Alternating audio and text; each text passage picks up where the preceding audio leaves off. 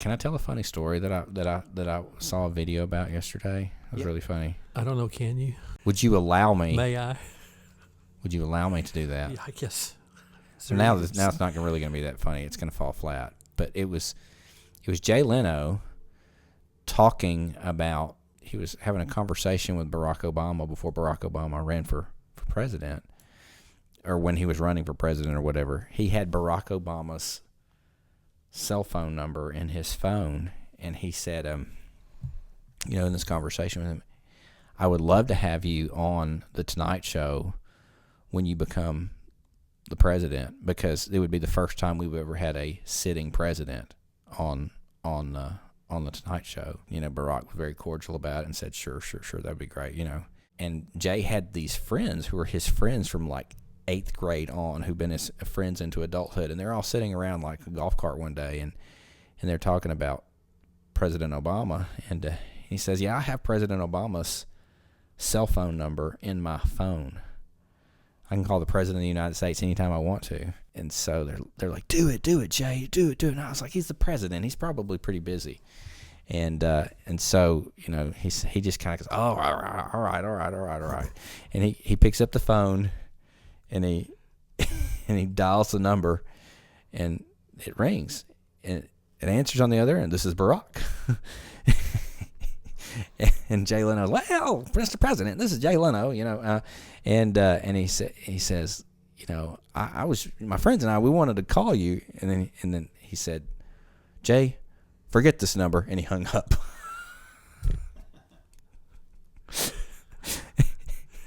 And hey, President Obama, he just said, I'm a stupid comedian. Why would the President of the United States answer my phone call? But Prince Albert can let him out. So next thing I know, 10 Secret Service guys are pinning me to the ground. Well, you forget my number, Jay. Click. Well, hello, Dr. Putman. How are you doing today? Hello there, Dr. Norman. How are you? I'm doing well. We've kind of had a little gap of time since our last podcast. I'm happy to get things back on track today. Yeah? Yeah, I've kind of missed you. Oh, wow. Yeah. There's sentiment is shared, I guess. There's the Dr. Putman of the university, and then there's Podcast Rhyne. Yeah, I'm ready to interact with Podcast Rhyne today. Wow. I've got enough Dr. Pepper Zero Sugar in my veins to do that, I guess. Okay. Well, I'm pretty excited about what today represents. Been thinking about when we get back together and get this thing moving forward, what could we do? And I would like for us to tackle a theme or have a theme for several podcasts. I'm thinking about calling it Thorns and Thistles, taking the language out of Genesis chapter 3 as it relates to work, and looking at different issues about work and working in a fallen world and all the complexities, all the trials, all the struggles that people have working in the world, working with thorns and among thorns and thistles. You on board with that? Yeah. Cue the Dolly Parton music. Dolly Parton sang Working 9 to 5, right?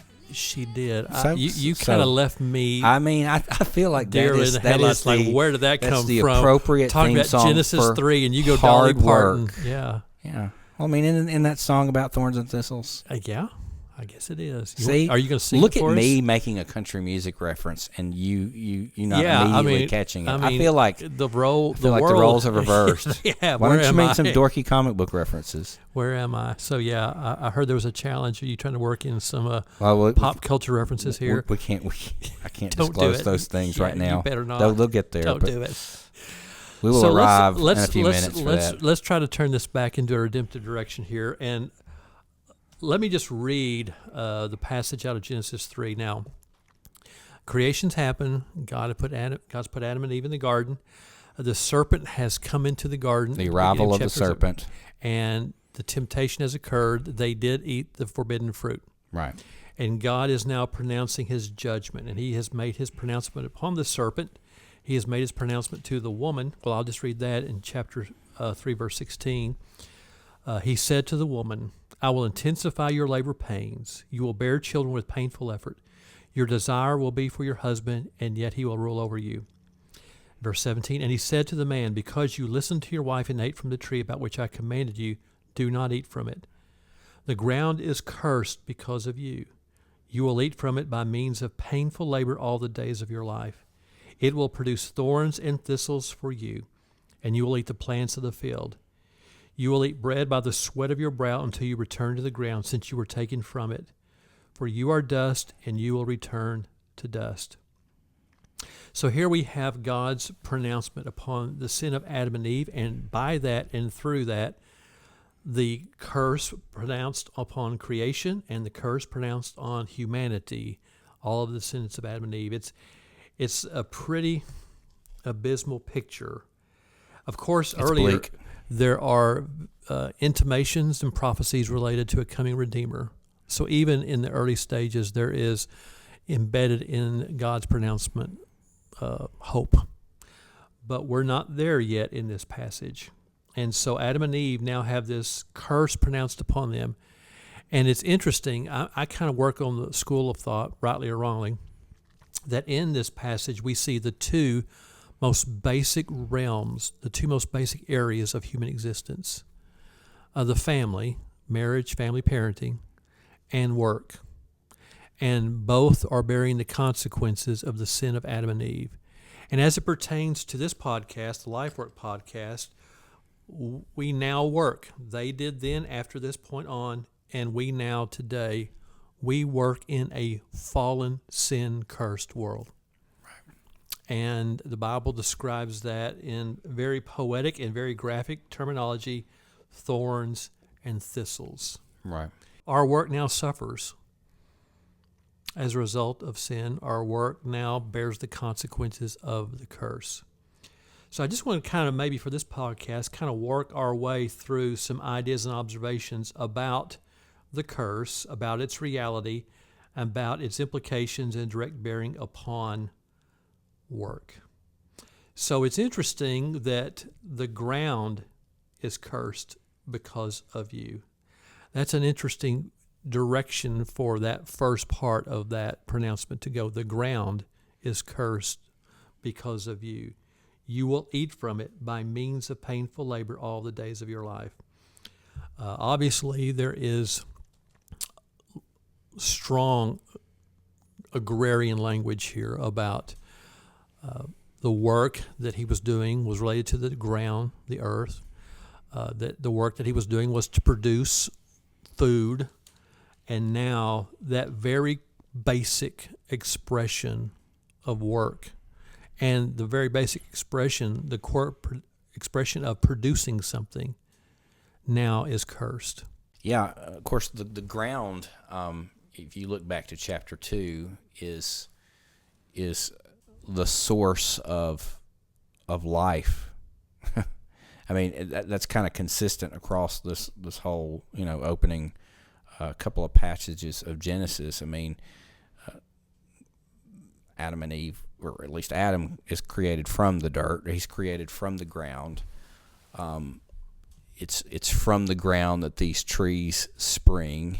It's from the ground we could imagine that the tree of life itself springs. I mean, so it's in many ways kind of a picture of the provision that God gives us, and it's almost like cutting off that provision at the source in some ways, or at least not cutting it off, making it more difficult to glean, making it more difficult to get what comes from the ground, and so I think that one thing I would say about this passage is that it's interesting to me that he doesn't directly curse Adam and Eve the same way he directly curses the serpent. Yeah.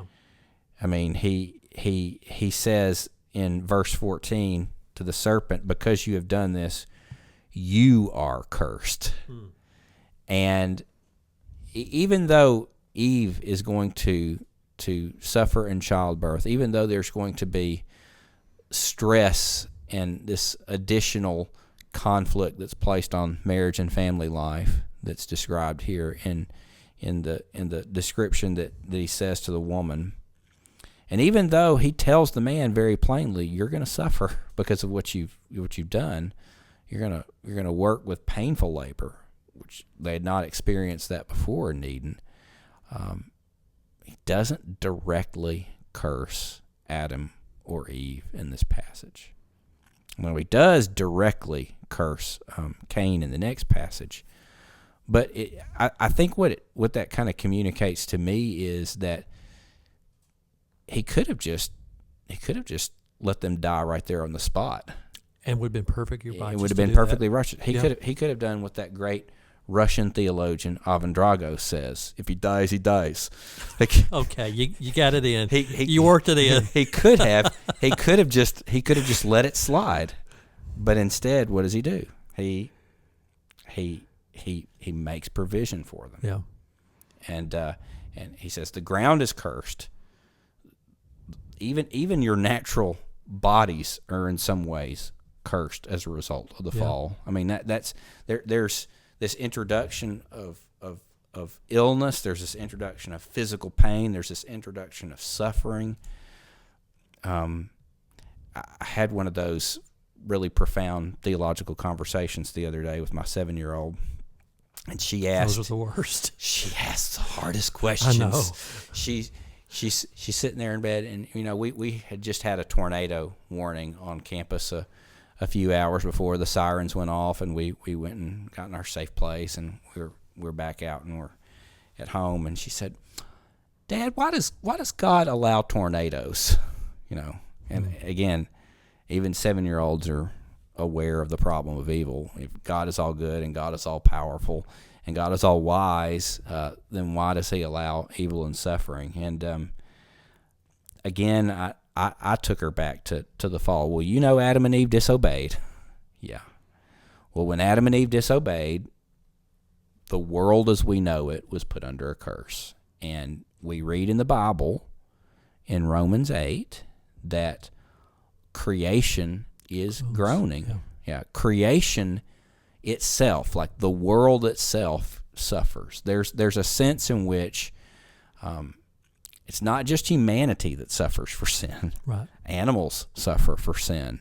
Plants suffer in not in a rational sense, not in having an emotional response, but creation is disrupted from God's original intention for it. Yeah. And that's across the board. And all creation, Paul personifies creation, groans, ironically, like a woman in labor. Yeah.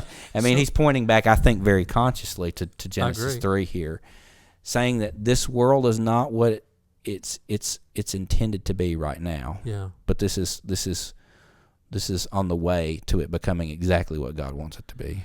There are several. Since I've started this journey several years ago about work and theology work, doctrinal work, doing a lot of reading, consuming a lot of different materials on this, and several of my readings have pointed out that one of the expectations God had pre-fall and post-fall related to the cultural mandate of be fruitful, multiply, fill the earth, watch over it, take care of it kind of thing, was that humanity was to produce from creation good things, to be productive.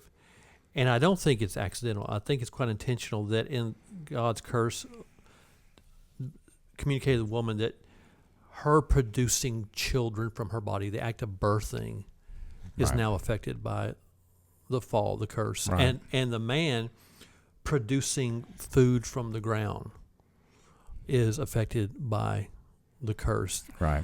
I think that, and I'll speak just for me, but I don't think it's just related to me, that living in the world we live in with all the realities and the pace and all the things coming at us, even followers of Jesus struggle to remember our work is under the curse. Yeah. And if we're not mindful of that, I think, number one, we lose our dependency upon God to help us in our work. And secondly, it may create a set of expectations that are just not biblical when it pertains to how we work, what we work, what that's to produce in family and vocation. So our sin affects our work. We work as sinners, and our work is affected by our sin. Sure. And of course, one of the things about living in a fallen world is that we are doing everything in our power to the best of our ability to try to reverse the effects of sin as much as we can. Yeah. I mean, I don't think my wife would be mad at me telling you this, but maybe if you have to say that, maybe she probably will be. It'll be easier to get forgiveness than permission. We're not going to edit it out. So you're going to live with it. when we went to the hospital with Ben, I mean, the first thing she said, she got to the counter, "Is it too late for the drugs?" Again, I can't say. I don't think she's the only woman that's ever said that. I can't say anything from experience, obviously, Right. on this subject matter. As my father frequently says, men may be stronger, but women are tougher, and that's very, very clear. Absolutely. when you look at this passage. But I mean, think about it. For the vast majority of human history, women have had to endure, painful childbirth in ways that, the advance of science in the last couple of years it's not taken away pain, but it's mitigated the effects of. I mean, we've seen incredible advances in medical science that have really, kind of made this easier to bear, if you will, than many generations, millennia of women have experienced before. And I mean, I think the same thing is true when we look at agricultural science. When we look at working the ground, not only do we have these significant advances in agricultural chemistry, significant advances in irrigation systems. We have AI that's running our tractors at this point, at least in a lot of places. We have these first world ways of addressing some of the problems of the fall, and I'm not saying that that's necessarily a great thing or a bad thing. I'm not really making a judgment call on it. I'm just saying that human beings are going to work to try to do what they can to reverse the effects of the fall where they're found. And as you were saying that, I fully agree with what you just said. And I was also reminded of, and yet, droughts are still drought. Sure. And some kind of disease on the plants, some kind of disease in livestock. That's right. Still, there are things that are outside of human control. We can build all the towers to Babel we want but we can't. We still live under the curse. We still live under the curse. That's right. Yeah. So we work as sinners. Our work is affected by sin. Our work is intended to be productive, that we are to produce things from creation for our good, for flourishing. And yet we produce thorns. We work in ways in the midst of thorns and thistles, and sometimes it feels like the fruit of our work is thorns and thistles. Now, you're also a pastor. Yeah. How do you counsel someone that comes to you? Maybe they have, maybe they haven't. Just they're so frustrated about their job, about their work, because I work hard. It doesn't seem to make a difference. I gave it my best shot and it failed. This, that, and the other. How do we see redemption in the midst of working thorns and thistles? Well, every workplace has its difficult challenges, doesn't it? Oh, yeah. I mean, save for maybe Williams Baptist University, which is a perfect place to work, perfect boss. And Bill fell out of the chair. If he dies, he dies. Yeah, Bill fell out of the chair, spilled coffee all over himself. So I think that any work, regardless of where you work or whether you're successful in your work or whether you're not successful in your work, I mean, how do you measure success in work anyway? I mean, there are a lot of people who have very high-paying jobs and they're miserable in their work. Yeah. You have people who have low-paying jobs who are very content, who experience a lot of satisfaction, a lot of joy in what they're doing. So I don't think we measure success or contentment based on finances. No. What other criteria would we use to assess fulfillment? I mean, I think that's kind of the question that this kind of goes to. And in a broken and fallen world, maybe it's more than just the production. Maybe it's what God's producing in us when we're working. How do we find contentment in our workplace? And I think that's living a life of not to sound like one of our brochures, living a life of Christian purpose. When you find meaning and you find purpose in what you're doing, and you really have a sense of life mission, I think that's where you get satisfaction. That's where you get your contentment from work. We're going to pause our conversation here at this time, and we'll pick it back up next week in the next podcast. Excellent.